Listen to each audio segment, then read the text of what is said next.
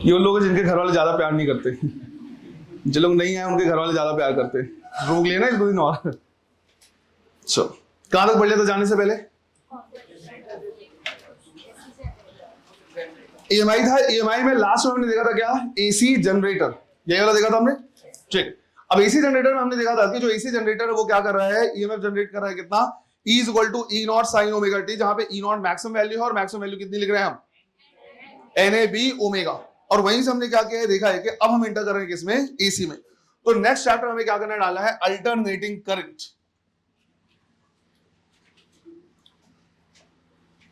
Alternating current. सबसे पहले इस चैप्टर शुरू होने के साथ हमको क्या करना है? एक लाइन लिखनी है, एनी करंट और वोल्टेज, एनी करंट और voltage will be called alternating if, will be called alternating if, पहला point, it changes direction, it changes direction with time, it changes direction with time. And second, its amplitude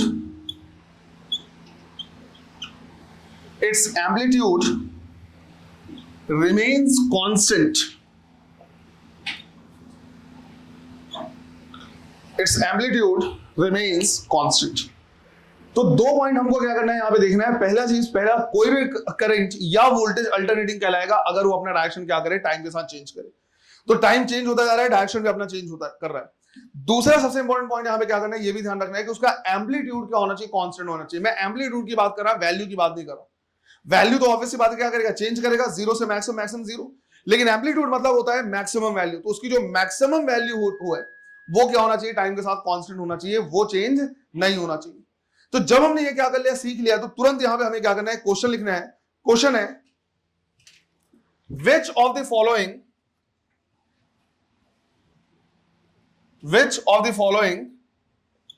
represents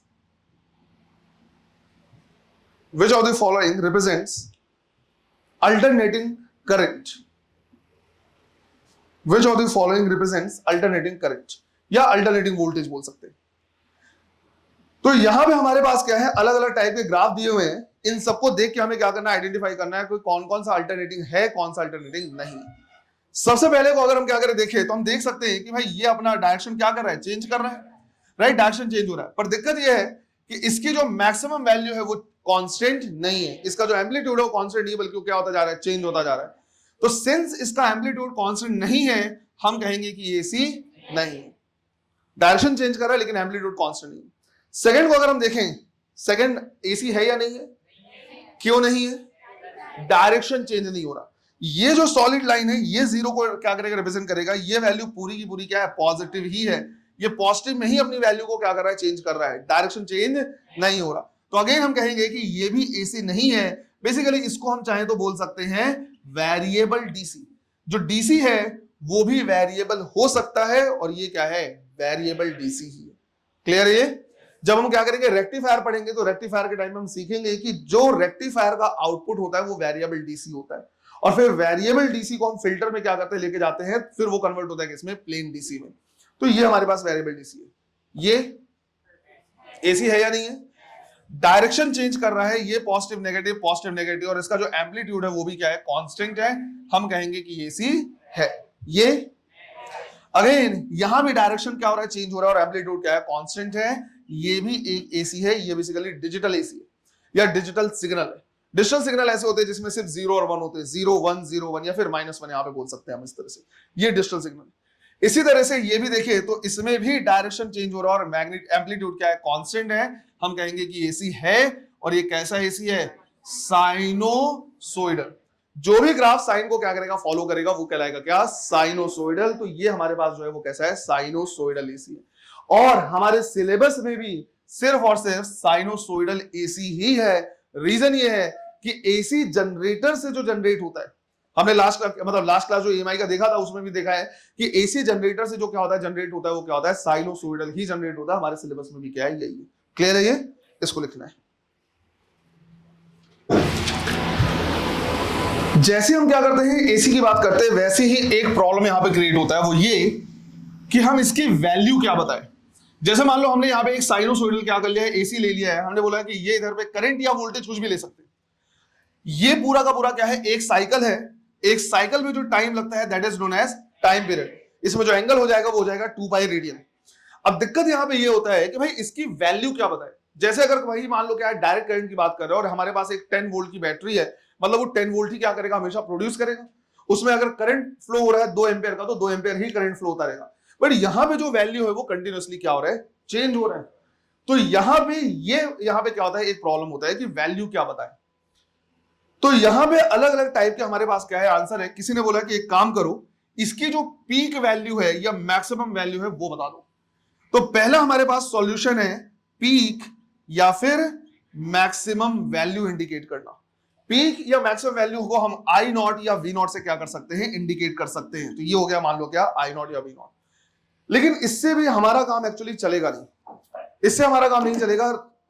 reason simple सा है कि कोई भी alternating current जब हम क्या करते देखते हैं तो अपने पीक वैल्यू पे सिर्फ और सिर्फ 2 इंस्टेंस पे होता है।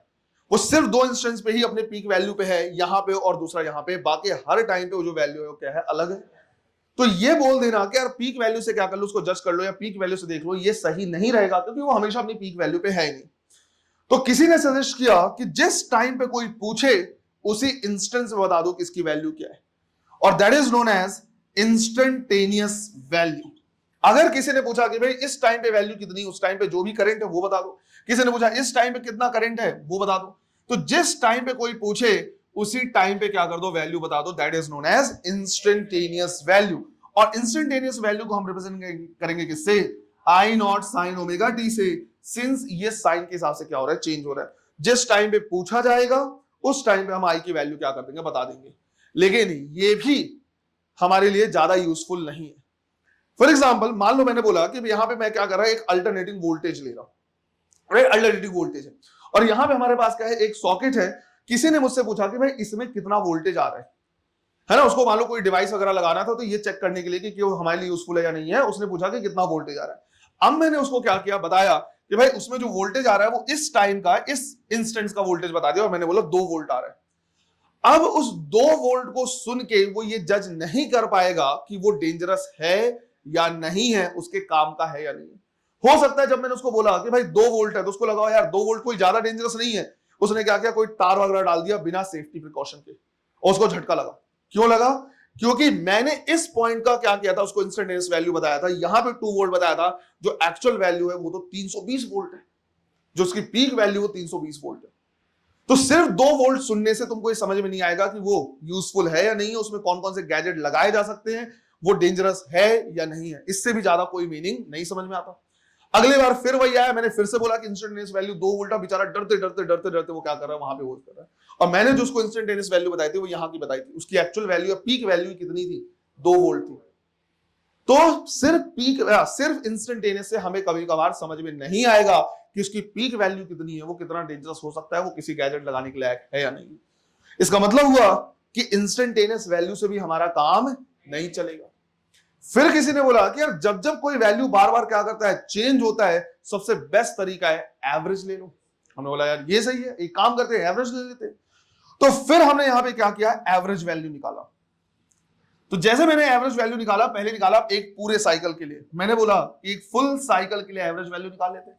लेकिन जैसे ही मैं फुल साइकिल के लिए एवरेज वैल्यू निकालने वाला था, मुझे समस्या दिखी कि यार जितना इसमें पॉजिटिव साइकिल है उतना ही नेगेटिव साइकिल है। जितनी वैल्यू पॉजिटिव है और जितनी वैल्यू अगर उतनी ही वैल्यू नेगेटिव भी है तो ऑन एन एवरेज कितना जाएगा उसका, 0। तो average value in full cycle कितना जा रहा है, 0। ये तो और ज्यादा डेंजरस हो गया। अगर किसी ने पूछा उसमें कितना वोल्टेज है, मैं बोल दिया 0, तब तो निपट ही जाएगा। अगर उसने उंगली डाल दी तो उसको यही लगेगा कि उसमें कोई भी करंट या वोल्टेज नहीं है, जबकि मैंने क्या बताया था, एवरेज वैल्यू बताया। इससे भी हमारा काम नहीं चला।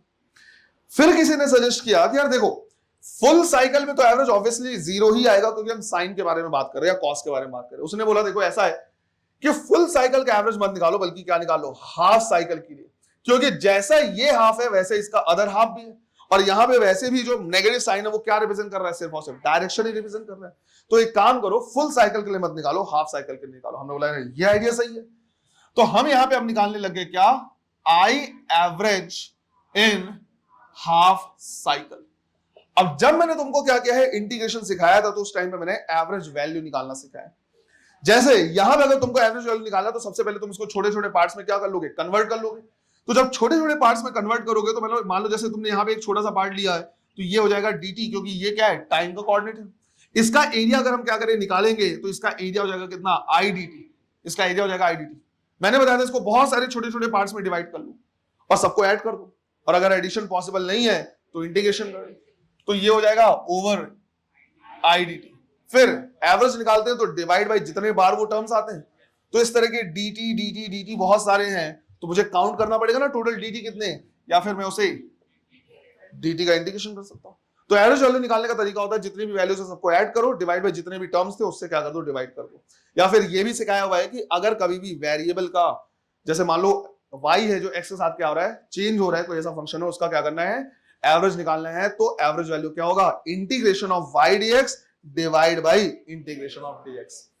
क्लियर है ये तरीका है। तो इस तरह से हम क्या करेंगे, निकालेंगे। फिर मैंने सोचा यार बार बार इतना लंबा चौड़ा टर्म क्यों लिखे, एक काम करता हूं, पहले मैं सिर्फ आई डी टी सॉल्व कर लेता हूं ताकि मुझे बार बार लिखना ना पड़े। तो मैंने यहाँ पे क्या किया, आई डी टी सॉल्व करने की कोशिश की। जैसे मैंने इसको लिखा, मुझे यहाँ पे समस्या दिखी। प्रॉब्लम क्या है, दोनों अलग अलग फंक्शन है, दोनों अलग अलग फंक्शन है, तो मुझे इंटीग्रेशन करने के लिए क्या करना पड़ेगा, सिमिलर फंक्शन में लाना पड़ेगा। और सिमिलर फंक्शन में लाना काफी सिंपल है, सीधा मैं आई को लिख सकता हूं क्या, I not sine omega t d t. फिर मुझे लिमिट भी रखनी पड़ेगी। मैं यहां पे कहां से कहां तक लिमिट रखूंगा, 0 टू t बाई 2, क्योंकि मैं हाफ साइकिल के लिए क्या कर रहा हूं, वो निकाल रहा है, एवरेज निकाल रहा हूं, तो 0 से लेके t बाई 2। तो लिमिट हो जाएगा, क्योंकि टाइम का ही हम क्या करेंगे, यहां पे लिमिट रखेंगे, dt है तो टाइम का लिमिट रखेंगे, कहां से कहां, 0 to t by 2। I not जो है वो कांस्टेंट टर्म है, तभी तो इसी कहलाएगा, अदरवाइज इसी कहलाएगा ही नहीं। पीक वैल्यू क्या होनी चाहिए, कांस्टेंट हो। साइन ओमेगा टी का integration minus cos omega T, बस इतना, डिवाइड बाई ओमेगा, इंटीग्रेशन कर रहे हैं ना, तो 0 टू t बाई 2। मैंने यहां से माइनस को बाहर निकाल लिया, ओमेगा को बाहर निकाल लिया। इस t की जगह पे पहले अपर लिमिट, फिर इसी t की जगह पे लोअर लिमिट, तो ये हो जाएगा cos omega t by 2 minus cos 0 degree. अब ये कितना एंगल है मुझे पता चले, तब तो मैं यहां पे कोई वैल्यू रखूं। तो उसके लिए मैंने यहां पे लिखा कि भाई ओमेगा को क्या लिखा जाता है, 2 पाई बाई टी, तो ओमेगा t बाई 2 कितना हो जाएगा, पाई के बराबर, मतलब ये पाई रेडियन के बराबर हो गया। तो मैंने इसे लिखा minus I naught by omega, कितना हो जाएगा, cos pi minus cos 0। cos पाई मतलब cos 180, cos 180 की वैल्यू -1, तो मैंने लिखा यहाँ पे minus I naught by omega, इसकी वैल्यू -1, माइनस cos 0 की वैल्यू 1, -2 हो गया, माइनस और माइनस प्लस, तो ये हमारे पास आ गया 2 I naught by omega, equation number 2। फिर मुझे ये भी सॉल्व करना है, dt वाला टर्म। तो फिर हमने सॉल्व किया dt कहां से कहां तक, 0 टू 2 बाई 2, तो ये आ जाएगा t बाई 2। अब हम यहां से क्या कर सकते हैं, निकाल सकते हैं I average in half cycle. ऊपर में हम लिखेंगे 2 आई नॉट बाई ओमेगा, और नीचे में हमारे पास t बाई 2, और ओमेगा t बाई 2 को रिप्लेस कर सकते हैं पाई बाई 2 पाई से, तो हो जाएगा 2 आई नॉट बाई पाई। तो अब से हमें क्या करना है, इस चीज को ध्यान रखना है कि भाई I average in half cycle आएगा 2 आई नॉट बाई पाई, या फिर वोल्टेज है तो 2 वी नॉट बाई पाई। इस चीज का ध्यान रखना है। ये हाफ वेव रेक्टिफायर जब हम पढ़ेंगे और फुल वेव रेक्टिफायर पढ़ेंगे, वहां भी थोड़ा सा काम आएगा। तो जो भी पीक वैल्यू दिया उसको 2 से मल्टीप्लाई कर देना, और 3.14 से क्या कर देना है, डिवाइड कर देना। ये पाई है, रेडियन में नहीं, एंगल नहीं है ये, जो सीधा पाई है। तो 2 आई नॉट बाई पाई या फिर 2 वी नॉट बाई पाई से हाफ साइकिल का एवरेज आ जाएगा। कई बार एग्जाम में क्वेश्चन आया हुआ है, इस वैल्यू को क्या करना है, ध्यान रखना। क्लियर, चलो पहले यहां तक नोट करो। ओके भाई, ये बढ़िया है, इंस्टेंटेनियस वैल्यू से हमारा काम नहीं चल रहा है, पीक वैल्यू से काम नहीं चल रहा है, फुल साइकिल में एवरेज वैल्यू निकाल रहे हो उससे काम नहीं चल रहा है, लेकिन हाफ साइकिल में तो निकाल लिया। लेकिन फिर से एक दिक्कत हुई, अगर मान लो मैंने बोला कि मैं इस हाफ साइकिल को क्या करूं, देखूं, ये भी तो हाफ साइकिल कहलाएगा, राइट। यहां से लेके यहां तक, ये 1/4 पार्ट इधर हटा दिया, 1/4 पार्ट इधर हटा दिया, तो ये वाला जो पार्ट है ये भी कहलाएगा क्या, हाफ साइकिल। दिख रहा है ये। अगर मैं तुमसे बोलूं इस हाफ साइकिल का एवरेज वैल्यू निकालो, कितना आएगा, 0, क्योंकि इसमें जितना पॉजिटिव वैल्यू है उतना ही यहां पे क्या है, नेगेटिव वैल्यू। तो ये वाला पॉजिटिव इस नेगेटिव को क्या करेगा, कैंसल, और average value in half cycle भी कितना आ जाएगा, 0 आ जाएगा। इसी तरह से अगर मैं तुमसे बोलूं कि इसको मैं थोड़ा सा आगे खिसका दूं, ये भी हाफ साइकिल होगा। देखो ये हाफ साइकिल है, थोड़ा थोड़ा सा अगर उतना ही डिस्टेंस हम आगे खिसकते जाए तो हाफ साइकिल कहलाएगा। ये 0, अगर थोड़ा सा इधर खिसका दे तो अब 0 नहीं आएगा, राइट। थोड़ा और जगह कुछ और वैल्यू आएगा, यहां तक अगर निकालें इसके लिए तो ये आ जाएगा -2i0/π। तो दिक्कत ये आ रहा है कि भाई किस हाफ साइकिल की हम बात कर रहे हैं उसके हिसाब से भी आंसर चेंज हो सकते हैं। तुम चाहो तो इसको वेरीफाई कर सकते हो, जब तुम इसको वेरीफाई करोगे तो सेम इसी तरह से सॉल्व करना है, बट लिमिट रखोगे कहां से कहां तक, t/4 से 3t/4 तक, राइट, यहां से लेके यहां तक। अगर तुम लिमिट क्या कर दो, चेंज कर दो, तो यही आंसर कितना आ जाएगा, 0 आ जाएगा। तो वापस हमारे पास दिक्कत आ जा रही है कि हाफ साइकिल से भी हमें कुछ समझ में नहीं आ रहा और हाफ साइकिल की वैल्यू भी क्या हो रही है, चेंज हो रही है। तो नीचे में क्या करना है, नोट करके लिखना है, average value in half cycle, average value in half cycle can vary from 0 to 2i0/π, 2i0/π bracket में, और -2i0/π, तो -2i0/π भी हो सकता है। तो फिर से हमारे पास क्या है, वही प्रॉब्लम आके खड़ी हो जा रही है कि यार वैल्यू बताए तो बताए क्या, अभी तक हमें कुछ समझ में नहीं आ रहा है कि वैल्यू क्या बताए। तो यहां भी किसी ने सजेस्ट किया कि देखो सारी दिक्कतें क्रिएट हो रही है इस नेगेटिव साइकिल की वजह से। इसी की वजह से फुल साइकिल जब हम क्या कर रहे हैं, ले रहे हैं, एवरेज 0 आ रहा है। हाफ साइकिल में कोई वैल्यू ले दे के आ रही है, लेकिन उसमें भी डिपेंड करता है कि कहां से कहां ले रहे हैं, उसकी वजह से भी आंसर कभी 0 आ जा रहा है। तो क्यों ना हम इस नेगेटिव साइकिल को क्या कर दे, पॉजिटिव कर दे, और नेगेटिव को पॉजिटिव करने के लिए हमने उसको क्या कर दिया, स्क्वायर कर दिया। तो हम इसको क्या कर देते हैं, स्क्वायर। जब हमने इसको क्या कर दिया, स्क्वायर कर दिया, तो जितनी भी नेगेटिव वैल्यू थी वो सब क्या हो जाएंगी, पॉजिटिव। जो पॉजिटिव वो तो पॉजिटिव रहेंगे, नेगेटिव वैल्यू भी क्या हो जाएंगी, पॉजिटिव। स्क्वायर करने के बाद हम इसका क्या कर रहे हैं, मीन या एवरेज ले रहे हैं। अब अगर स्क्वायर की हुई वैल्यू का हम मीन या एवरेज लें तो कभी भी वो 0 नहीं हो सकता। तो हमने उसके बाद क्या कर लिया, मीन लिया। अब मीन लेने के बाद सिंस हमने क्या किया था, स्क्वायर किया था, वापस हमने क्या कर दिया, रूट ले लिया, और इसको हम बोलते हैं root of mean of square. हमने पहले स्क्वायर किया, उसका क्या किया, मीन लिया, और बाद में हमने क्या किया, रूट लिया, and that is known as RMS value. तो नेक्स्ट टॉपिक हमको देखना है क्या, आरएमएस वैल्यू।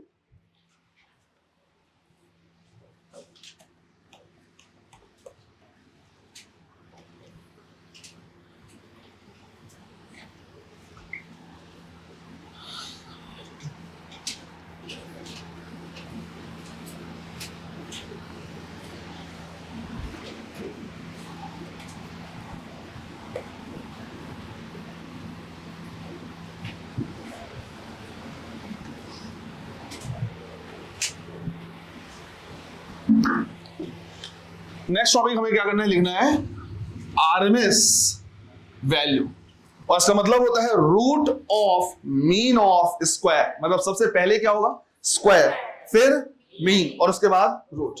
तो जैसे मान लो हमने क्या किया, जो हमारा टिपिकल एसी है, जो साइनोसॉइडल एसी है, उसकी आरएमएस वैल्यू, उसको हम क्या कर रहे हैं, ले रहे हैं। तो उसको हम लिख रहे हैं v = v0 sin ω t, right, ये है। या फिर करंट हम लिख सकते हैं I = I0 sin ω t, और इसका आरएमएस वैल्यू हमें क्या करना है, देखना है। तो सबसे पहला स्टेप जो हमारे पास होगा वो होगा क्या, इसका स्क्वायर करना। तो दोनों साइड हम क्या कर देंगे, स्क्वायर कर देंगे, तो हो जाएगा v0 square sin square ω t। सबसे पहले हमने क्या कर दिया, स्क्वायर कर दिया। अगला स्टेप है इसका मीन लेना। सेकंड स्टेप है इसका मीन हमें क्या करना होगा, लेना होगा। तो जो मीन को हम रिप्रेजेंट करते हैं, या तो ऐसे रिप्रेजेंट करते हैं कि उसके ऊपर में एक बार लगा दें, या फिर हम क्या करते हैं, इस तरह का ब्रैकेट भी लगाते हैं। ये भी रिप्रेजेंट करता है कि इसका हमें क्या लेना है, मीन लेना है। अब एक चीज समझना है, जो v0 है वो इसकी पीक वैल्यू है विच इज कांस्टेंट, और जो वैल्यू कांस्टेंट है उसका एवरेज या मीन लेने की जरूरत नहीं है। मान लो कहीं पे बोला है 10 10 10 5 टाइम्स लिखा हुआ है, उसका एवरेज भी कितना आएगा, 10 ही आएगा। तो जो वैल्यू कांस्टेंट होता है उसका एवरेज लेने की या मीन लेने की जरूरत नहीं है। तो हमने यहाँ पे v0 स्क्वायर को क्या कर दिया, बाहर निकाल दिया, और हमने कहा हम यहाँ पे मीन लेंगे किसका, साइन स्क्वायर ओमेगा टी। अब अगर एवरेज निकालना है किसी भी फंक्शन का एवरेज, वही तरीका होता है y dx integration of y dx divide by dx। तो जब मुझे साइन स्क्वायर ओमेगा टी का क्या करना है, एवरेज या मीन निकालना है, तो मुझे इसको लिखना पड़ेगा integration of sine square omega T dt divide by integration of dt। अब यही अपने आप में मैथ्स का एक क्वेश्चन है जिसको क्या करते हैं इंटीग्रेशन वगैरह में वो खुद सॉल्व करते हैं। हमें वो सॉल्व नहीं करना है, हमें उसकी वैल्यू क्या करनी है, बस याद रखनी है कि साइन स्क्वायर ओमेगा टी का जो एवरेज वैल्यू होगा वो कितना होगा, ये हमें ध्यान रखना है। बट इस चीज का ध्यान रखना कि ये भी जो वैल्यू हम याद रख रहे हैं वो कहां से आया, प्रॉपर सॉल्व करने से ही आया है। तो अगर कोई दूसरा फंक्शन दे दे, ये तो हमारा वो फंक्शन है जो साइनोसॉइडल जो जनरली हमें एसी जनरेटर से मिलता है, इसके जगह पे अगर कोई दूसरा फंक्शन दे दे तो वहां पे एवरेज निकालने के लिए तुमको प्रॉपर एफ एक्स डीएक्स का integration divide by integration of dx वो करना ही पड़ेगा। अब यहां पे हमें कुछ वैल्यूज क्या करनी ध्यान रखनी है। फॉर एग्जांपल अगर मान लो कहीं पे साइन ओमेगा टी का एवरेज लेना है तो साइन ओमेगा टी का एवरेज कितना होगा, 0। साइन का एवरेज कितना होगा, जितना पॉजिटिव साइकिल होता है उतना ही नेगेटिव साइकिल होता है। इसी तरह से अगर कहीं पे कॉस ओमेगा टी का एवरेज लेना है तो भी कितना आएगा, 0। साइन और कॉस का ग्राफ सेम होता है, बस 90 डिग्री से आगे पीछे होते हैं। कॉस 90 डिग्री क्या होता है, आगे होता है, पर ग्राफ तो बेसिकली क्या है, सेम है। इसी तरह से साइन स्क्वायर ओमेगा टी का जो एवरेज वैल्यू होता है वो होता है 1/2, as well as cos square omega t का जो एवरेज वैल्यू होता है वो भी कितना होता है, 1/2। हालांकि इसको सॉल्व करके निकाला जाता है, पर एक बाय वाला तरीका हो सकता है जिससे तुम इसको समझ सकते हो कि ऐसा क्यों आया, 1/2 कैसे आया। तो हमारे पास एक फॉर्मूला है sine square omega t plus cos square omega t is equal to कितना, 1। हमको पता है जब इन दोनों को क्या करते हैं, ऐड करते हैं तो इसकी वैल्यू कितनी आती है, 1 आती है। और हमें यह भी पता है कि साइन और कॉस का ग्राफ क्या है, सेम है यार, 90 डिग्री से आगे पीछे होने से कोई फर्क नहीं पड़ता। मतलब ये हुआ कि इन दोनों का जो वैल्यू होना चाहिए वो सेम होना चाहिए, और इन दोनों का सेम वैल्यू जब ऐड कर रहे हैं तो कितना आ रहा है, 1 आ रहा है। मतलब ये भी होना चाहिए 1/2 और ये भी होना चाहिए कितना, 1/2। तो इनके एवरेज वैल्यू क्या होनी चाहिए, 1/2, और इसकी भी एवरेज वैल्यू 1/2, तभी दोनों ऐड करके कितने आ रहे होंगे, 1। तुम ऐसे समझ सकते हो बिना सॉल्व किए। क्लियर है ये? और ये सब कुछ क्या करना है, याद भी रखना है। एनीवे, तो हमें ये समझ में आ गया कि इसके एवरेज वैल्यू कितनी है, 1/2। तो हमने यहां पे लग दिया क्या, 1/2। तो ये हो गया v not square divide by 2। Second step हो गया। तीसरा स्टेप क्या है हमारे पास, राइट, थर्ड स्टेप है, इसका हमें क्या करना है, रूट लेना है। राइट, थर्ड स्टेप है कि हमें इसका क्या करना है, रूट लेना है। तो अगर हम क्या करेंगे, रूट लेंगे, तो सिंस हमने क्या कर लिया है, स्क्वायर ऑलरेडी कर लिया है, इसका एवरेज ले लिया है, मीन ले लिया, अब हम क्या कर रहे हैं, रूट ले रहे हैं। अब यही अपने आप में कहला जाएगा क्या, VRMS। और अगर रूट लेंगे तो हो जाएगा v नॉट डिवाइड बाई √2। तो ये हो जाएगा v नॉट डिवाइड बाई √2, या फिर अगर हमें IRMS लिखना है तो ये हो जाएगा क्या, I नॉट बाई √2। तो आरएमएस वैल्यू हमारे साइनोसोइडल ग्राफ के लिए जो आ रहा है, हमारे साइनोसोइडल एसी के लिए जो आ रहा है, वो क्या आ रहा है, v नॉट बाई √2 या फिर I नॉट बाई √2। क्लियर है ये? यहां तक नोट करो, फिर हमें क्या करना है, यहाँ पे क्वेश्चंस भी करने हैं। करो, लिखो इसको। A DC of value A, a DC of value A is superimposed with an AC of value B sin omega t, B sin omega t. Then find the RMS value, find the RMS value of resultant current. Find the RMS value of resultant current. चलो try करो। हो जाएगा A plus B sign omega T, ये हमारा क्या होगा, resultant होगा। अब इसका मुझे क्या करना है, आरएमएस वैल्यू निकालना है। तो सबसे पहला जो स्टेप होगा वो क्या हो जाएगा, स्क्वायर करना। तो सबसे पहला टर्म हो जाएगा, सबसे पहला वो स्टेप हो जाएगा स्क्वायर। दोनों साइड अगर हम क्या करते हैं, स्क्वायर करते तो हो जाएगा I square is equal to, यहां पर A plus b sine omega t का होल स्क्वायर होगा। तो ये एक तरीके से A प्लस बी का होल स्क्वायर है। अगर हम क्या करेंगे, एक्सपेंड करेंगे तो हो जाएगा A square plus b square sine square omega t, क्योंकि बी के साथ साथ साइन भी है, plus 2AB sign omega T. ये पहला स्टेप हो गया। दूसरा हो जाएगा, इसका हमें क्या करना है, मीन लेना है। तो अगर हमें क्या करना है, मीन लेना है इस तरह से आई स्क्वायर का, तो ये A स्क्वायर है कांस्टेंट टर्म, इसकी मीन लेने की रिक्वायरमेंट नहीं है। बी स्क्वायर के भी मीन लेने की जरूरत नहीं है, हमें मीन लेना पड़ेगा किसका, साइन स्क्वायर ओमेगा टी का। फिर अगेन 2AB को लेने की जरूरत नहीं है, हमें मीन लेना है किसका, साइन ओमेगा टी का मीन। अब कायदे से प्रॉपर तरीका तो ये है कि हमको क्या करना है, विद इंटीग्रेशन इसको सॉल्व करना है। लेकिन हमने ऑलरेडी सीखा हुआ है कि साइन स्क्वायर ओमेगा टी का जो एवरेज वैल्यू होता है वो कितना होता है, हाफ, और साइन ओमेगा टी की एवरेज वैल्यू 0, जिसकी वजह से ये पूरा टर्म कितना हो जाएगा, 0 हो जाएगा। और यहां पे हमें मिलेगा आई स्क्वायर का mean a square plus b square by 2। तीसरा स्टेप क्या हो जाएगा, हमें क्या करना होगा, रूट लेना होगा। तो तब ये कहला जाएगा क्या, आई आर एम एस, और ये हो जाएगा a square plus b square by 2 to the power half. इसको तुम एज अ फॉर्मूला क्या करोगे, याद रखोगे, क्योंकि कई बार क्वेश्चन ऐसे पूछा हुआ है कि 5 एम्पियर डीसी को 10 साइन ओमेगा टी एसी के साथ सुपर इंपोज कर दिए, बताओ आरएमएस वैल्यू कितनी। तो यहां रख देना है 5, यहां रख देना है 10, सॉल्व करना है, आरएमएस वैल्यू आ जाएगा। क्लियर है ये, चलो नोट करो इसे। क्वेश्चन लिखना है एक और,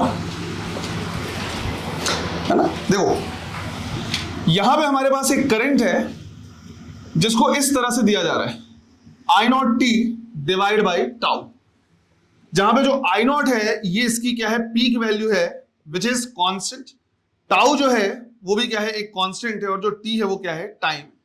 तो टाइम के साथ साथ ये करंट क्या हो रहा है, चेंज हो रहा है। इस फंक्शन के लिए तुम्हें क्या करना है, निकालना है, क्वेश्चन लिखना है इसमें, find the RMS value, find the RMS value of the given function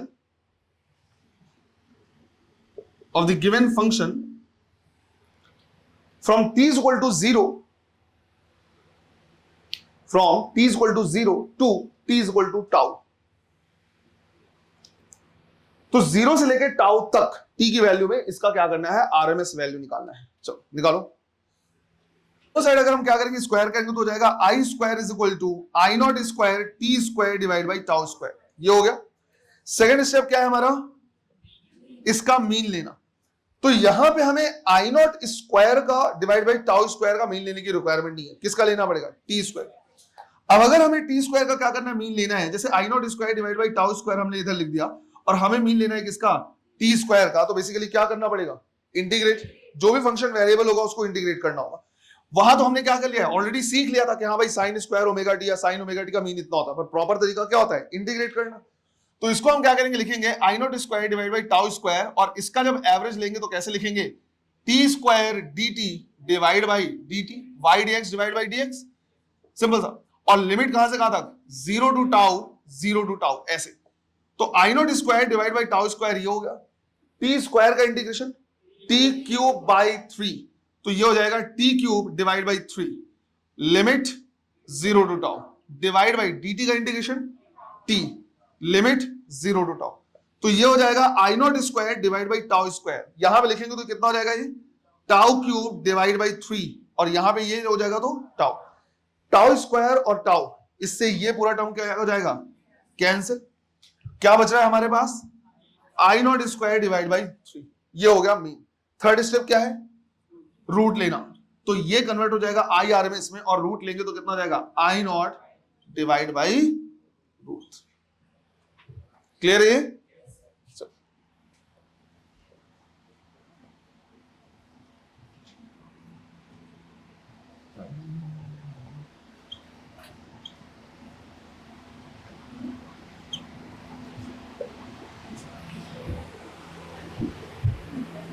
value कितनी होगी, है ना। तो यहां पे जो सिग्नल दिया हुआ है, यहां पे जो एसी या अल्टरनेटिंग करंट दिया हुआ है, उसके लिए हमें क्या करना है, आरएमएस वैल्यू निकालनी है। निकालो इसे। 10 माइनस 10 यही क्या हो रहा है, वेरी कर रहा है सीधा इस तरह से। तो पहला स्टेप हमारे पास हो जाएगा क्या, इसका क्या करना, स्क्वायर करना। तो v square is equal to, जब स्क्वायर करेंगे तो चाहे वो 10 हो चाहे माइनस 10 हो, स्क्वायर वाली वैल्यू कितनी हो जाएगी, 100, राइट। अगर 10 है तो भी 100, माइनस 10 है तो भी 100, तो यहां पे सारी वैल्यूज क्या हो जाएंगी, 100 हो जाएंगी। सेकेंड स्टेप क्या होता है, इसका मीन लेना। अब अगर पूरी वैल्यू ही 100 है तो मीन भी कितना होगा, 100 ही तो होगा, क्योंकि अगर सेम वैल्यूज हैं तो मीन भी वही हो जाएगा। और तीसरा हमारे पास क्या, रूट ले लेना, तो ये आरएमएस कहला जाएगा, और 100 का रूट लेंगे तो कितना हो जाएगा वापस 10, विच इज वी नॉट। तो इस तरह अगर कोई सिग्नल देके अगर तुमसे आरएमएस वैल्यू पूछेगा तो आरएमएस वैल्यू भी कितना होगा, वी नॉट के बराबर ही होगा, क्योंकि वैल्यू एक तरीके से बदल नहीं रहा, सिर्फ प्लस और माइनस में ही इतना है। और सिंस स्क्वायर कर दिया, सारी वैल्यू क्या हो गई, पॉजिटिव हो गई, और सेम वैल्यू है, कांस्टेंट वैल्यू है, तो उसका जो रूट होगा या सॉरी मीन होगा वो भी सेम आएगा। क्लियर है ये, है ना। साथ ही साथ इसको इंपॉर्टेंट मार्क करना है क्योंकि एग्जाम में आ चुका है।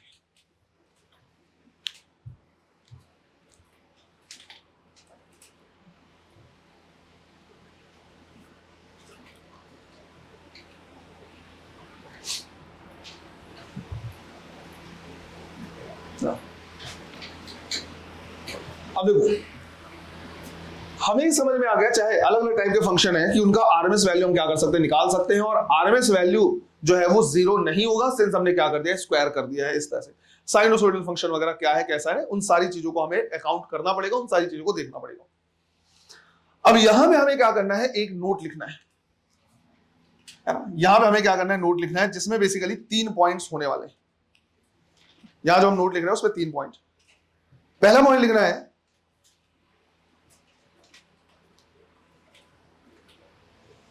whenever we have to compare DC with AC, whenever we have to compare DC with AC, we will always compare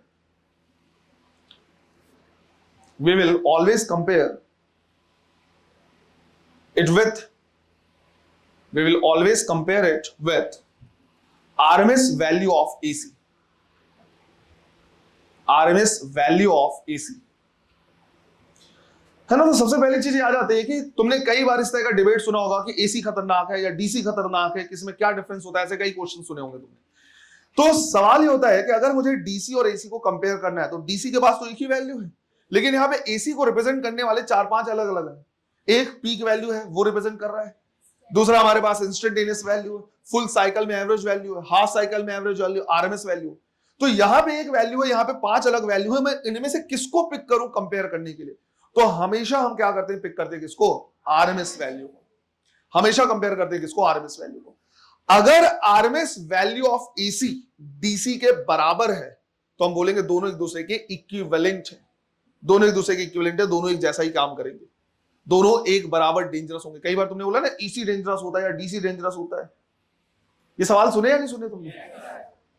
क्या सुना है तुमने वैसे? कौन ज्यादा खतरनाक होता है, एसी या डीसी? दोनों आंसर आ रहे हैं मुझे। कितने कह रहे हैं एसी खतरनाक ज्यादा है? ठीक है, कुछ लोगों ने सुना। कितने ने सुना है डीसी ज्यादा खतरनाक है? दोनों टाइप के लोग हैं। क्या तुम मुझे बता सकते हो ऐसा क्यों? जो भी तुमने सुना है, अगर डाउट होगा तो फिर क्लियर भी किया जाएगा। किन्होंने सुना है एसी खतरनाक है, क्यों ऐसा? रीजनिंग दे सकते हो?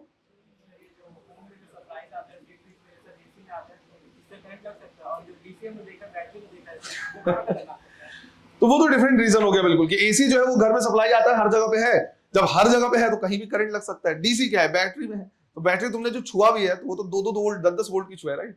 यूपीएस में रखी बैटरी में निपट जाएगा इंसान। और कोई रीजन?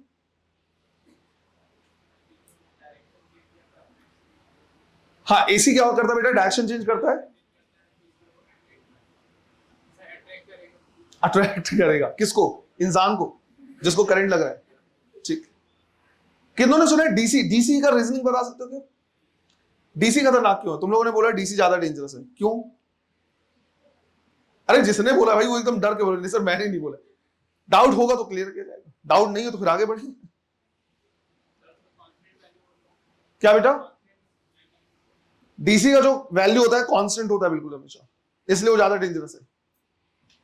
नहीं यार तुम सही से बता नहीं पा रहे हो, तुम्हारा तो एकदम ऐसा है कि मिसकंसेप्शन तक नहीं है तुम्हारे पास। ऐसा भी नहीं कि सर हाँ हमको ये गलत गलत पता है, तुमको कुछ भी नहीं पता, जीरो वाले हो total,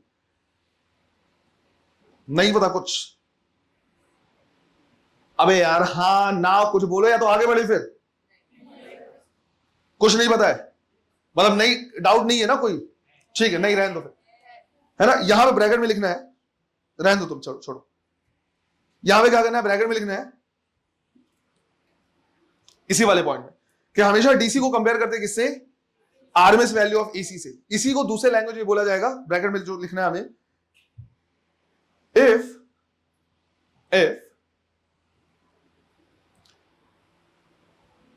a resistor is connected across DC, if a resistor is connected across DC, then it will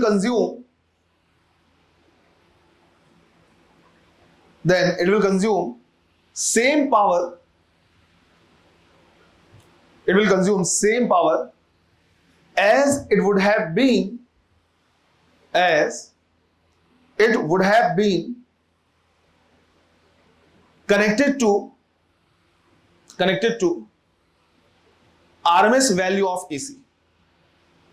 RMS value of AC. कहने का मतलब ये हुआ कि अगर मैं DC में जितनी वैल्यू लगाऊं और AC के RMS वैल्यू भी मैं उतनी लूं और सेम रेशियो में लगा दूं, तो जो रेसिस्टेंस होगा वो सेम पावर क्या करेगा, कंज्यूम करेगा। तो अगर कहीं पे 10 वोल्ट का DC लगा है और 10 वोल्ट का RMS वैल्यू का AC लगा हुआ है, तो वो जो पावर कंजम्पशन होगा किसी रेजिस्टेंस के क्रॉस, वो क्या होगा, सेम होगा। तो कंपेयर जब भी करना है तो किससे कंपेयर करना है, RMS से। सेकंड पॉइंट लिखना है,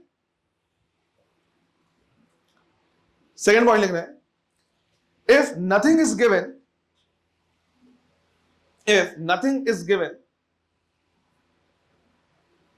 about AC,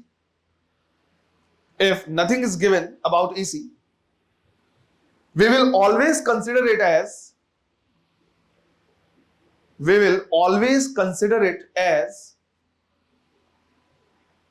RMS value. We will always consider it as RMS value. कहने का मतलब है जैसे अगर DC है तो DC में एक ही वैल्यू है, लेकिन AC में है तो AC में भाई कई वैल्यूज हो सकते हैं।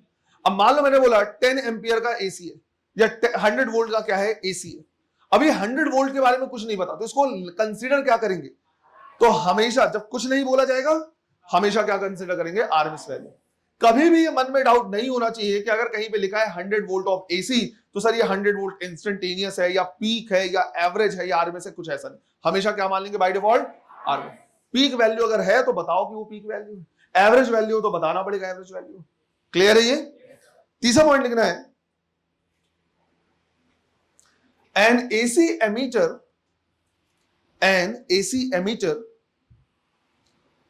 ब्रैकेट में लिखना है हॉट वायर एमीटर, ब्रैकेट में hot wire ammeter. AC ammeter को ही हॉट वायर एमीटर बोला जाता है, bracket close. always indicates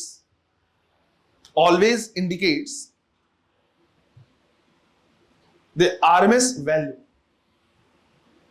always indicates the RMS value। तो पहली चीज ये भी दिमाग में होना चाहिए कि जो DC एमीटर और AC एमीटर है वो क्या होते हैं, अलग अलग होते हैं। DC एमीटर कभी भी AC में काम नहीं कर सकता, क्योंकि वो क्या होता है, टॉर्क पे डिपेंड करता है। और सिंस करंट का डायरेक्शन चेंज होगा, टॉर्क का डायरेक्शन भी क्या होता रहेगा, चेंज होता रहेगा, तो ऐसे वाइब्रेट करता रहेगा। जबकि जो AC एमीटर होता है वो टॉर्क पे डिपेंड करता ही नहीं, वो क्या करता है, डिपेंड करता है किसपे, हॉट वायर, मतलब कितना हीट जनरेट हुआ है, हीट जनरेशन से वो एक्सपैंड होता है और एक्सपैंड होकर क्या करता है, बताता है कि कितना करंट वहां पे क्या हो रहा है, फ्लो रहा है। हमें उसके कंस्ट्रक्शन पे नहीं जाना है, ये ध्यान रखना है कि अगर कहीं पे हमने AC एमीटर लगाया हुआ है तो जो वैल्यू दिखाएगा 10 एम्पियर, 60 एम्पियर, 5 एम्पियर, जो भी, वो हमेशा क्या रिप्रेजेंट करेगा, RMS वैल्यू ही दिखाएगा। तो अगर न्यूमेरिकल में कभी बोला जाए कि एक AC एमीटर लगा हुआ है जो इतने एम्पियर करंट दिखा रहा है, तो मान लेना है क्या है वो, RMS वैल्यू। क्लियर है ये इंपॉर्टेंस होती है किसकी, RMS वैल्यू। क्लियर है ये। चलो इसको लिख लो, पूरा लिख लिया है ना।